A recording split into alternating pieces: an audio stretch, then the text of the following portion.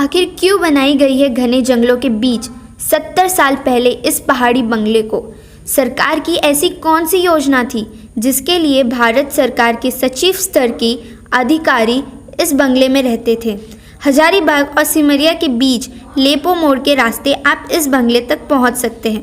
आगे बढ़ने से पहले चैनल सब्सक्राइब कर ले और बेल आइकन को ज़रूर टच करें इस तरह के वीडियो के नोटिफिकेशन के लिए। तो आइए जानिए एमके मनीष सर के साथ इस बंगले के छुपे राज को।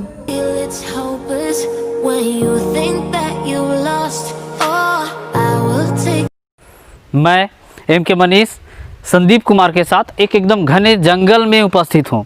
इस घने जंगल को आप देख रहे होंगे, चारों तरफ एकदम घना जंगल आपको दिख रहा होगा। तो इस घने जंगल में उपस्थित हैं और बताते चलें ये जो घना जंगल है वो किस क्षेत्र में है। तो ये घना जंगल जो है वो चतरा जिले के सबसे दुर्गम जंगली क्षेत्र में है और उस क्षेत्र का नाम है उरूप की जंगल।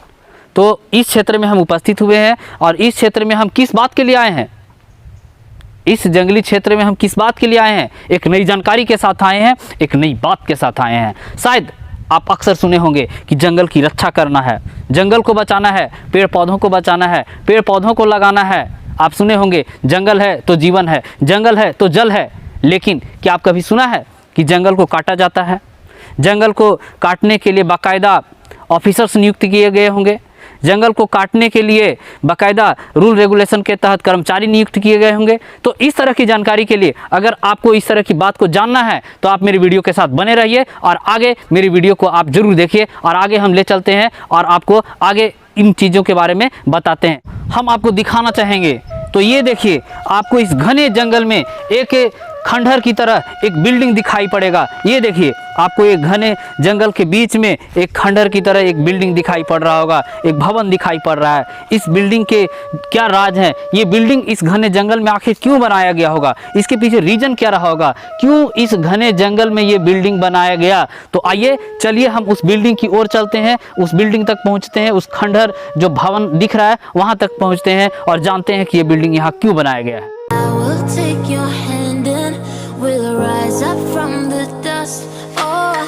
इस बिल्डिंग के सामने मैं एक योजना का बात करना चाह रहा हूँ। सरकार की एक योजना, सरकार की ऐसी कौन सी योजना थी जो जंगल उसके द्वारा काटी जाती थी? जंगल को काट करके उसके लकड़ियों को, उसके पेड़ पौधों को काट करके बेचा जाता था। तो उस योजना का नाम है, उस योजना को कहते हैं कूप योजना। क्या बोलते हैं?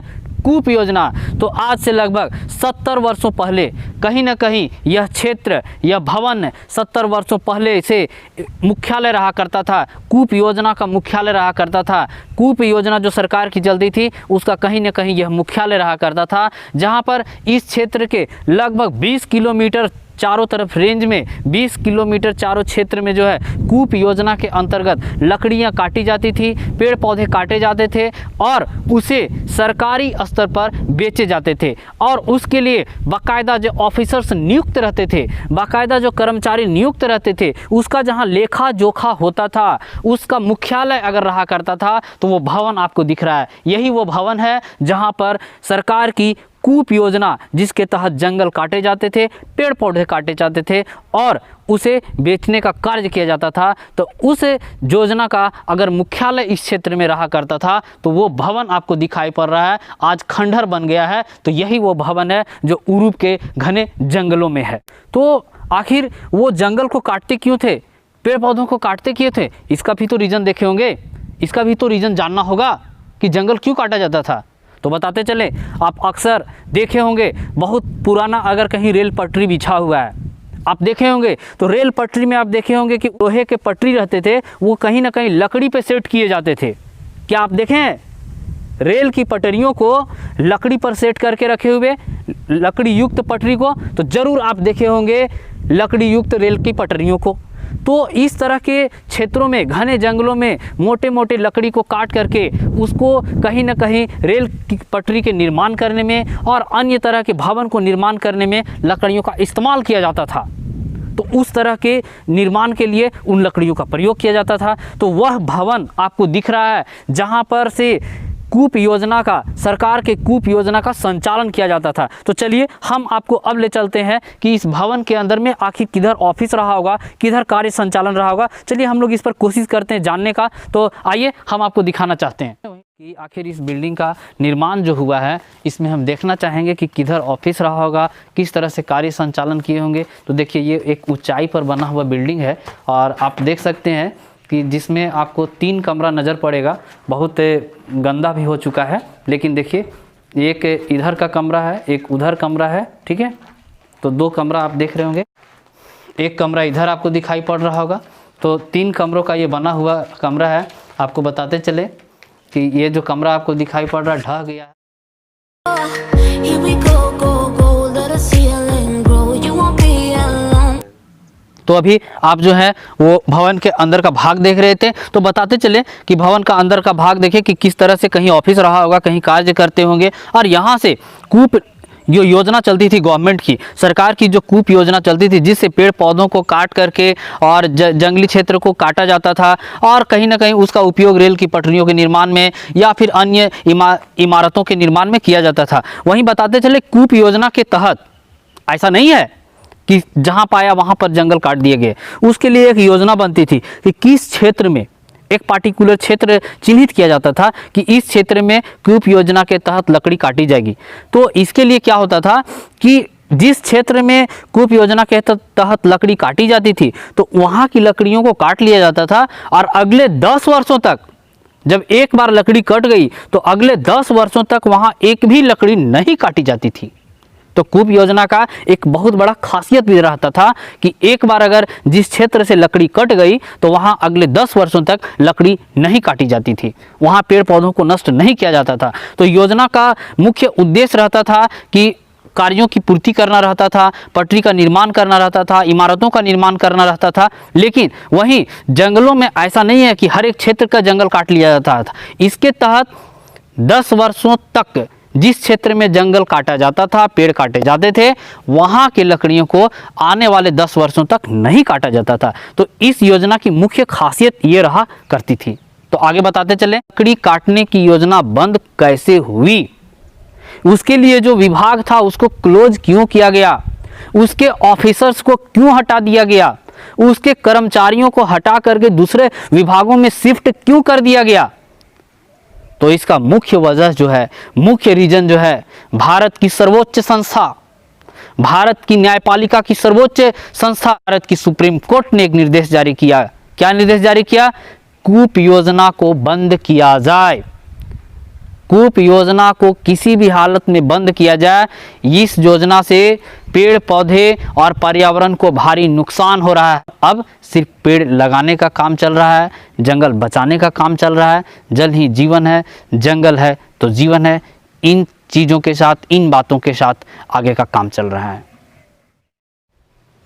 आपको मेरे पीछे जो है एक खंडहर जैसा एक भवन और दिख रहा होगा। ये देखिए, आपको जो ये बिल्डिंग दिख रहा है, इस बिल्डिंग के देख रहे होंगे कि छत एकदम पूरा टूट चुका है, छत विहीन है, एक भी छत का जरा सा भी जगह नहीं बचा हुआ है, लेकिन दीवार इसकी बची हुई है। आपको इस खंडहर के बारे में हम बताते चले कि इस जगह पर कूप योजना के तहत या फिर वन बचाने के लिए वन विभाग के जो ऑफिसर्स रहा करते थे, जब भी यहाँ आते थे तो उनके लिए ये आवास रहा करता था। ये उनकी आवास के साथ साथ रसोई रूम रहा करता था। तो यही वो घर आपको दिख रहा है जो कि आवास का काम करता था उनके लिए। जैसा कि इस क्षेत्र के वन रक्षी जिनका नाम है श्री मूर्तिराम दांगी जी, वो बताते हैं कि इस परिसर में, इस क्षेत्र में, मूर्तिराम दांगी जी बताते हैं कि इस क्षेत्र में, इस परिसर में भारत सरकार के सचिव लेवल के ऑफिसर से यहाँ तक आए हैं और यहाँ पर रहे हैं।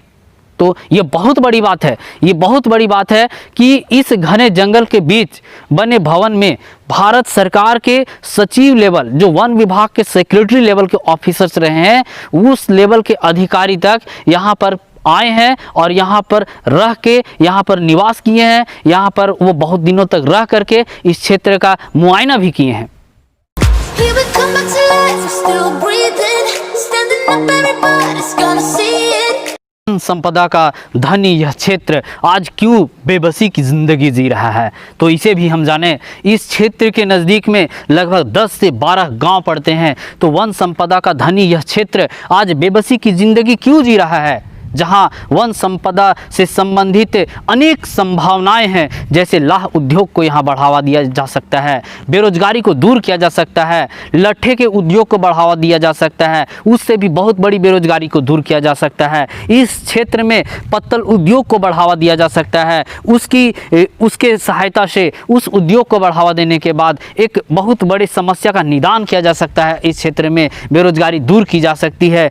आर्थिक रूप से यहाँ के लोगों को, इस क्षेत्र को लोगों को समृद्ध किया जा सकता है। इस क्षेत्र में वन उत्पाद से होने वाले अनेक रोजगार को यहाँ बढ़ावा दिया जा सकता है। अनेक लघु उद्योग, कुटीर उद्योग को इस क्षेत्र में बढ़ावा दिया जा सकता है। आज पुनः इसकी आवश्यकता है कि इस तरह के क्षेत्र में, जिस तरह से आज से लगभग 70 वर्ष पूर्व अगर यह क्षेत्र जो है हरा भरा था, यहाँ पर भारत के वन विभाग के सचिव लेवल के अधिकारी इस क्षेत्र में आते थे और यहाँ पर निरीक्षण किया करते थे, इस क्षेत्र के उत्थान के लिए कार्य अगर किया करते थे, तो आज क्यों नहीं वो संभव है। 70 वर्षों के बाद आज वो चीज़ क्यों नहीं संभव है कि इस तरह के क्षेत्र में जहां वन उत्पाद से होने वाले उद्योगों को बढ़ावा दिया जा सकता है और इस क्षेत्र में जो लगभग सैकड़ों गांव हैं उनको लाभान्वित किया जा सकता है, जहां के लोग आज भी कहीं ना कहीं बेबसी की ज़िंदगी जी रहे हैं, बेचारगी की ज़िंदगी जी रहे हैं,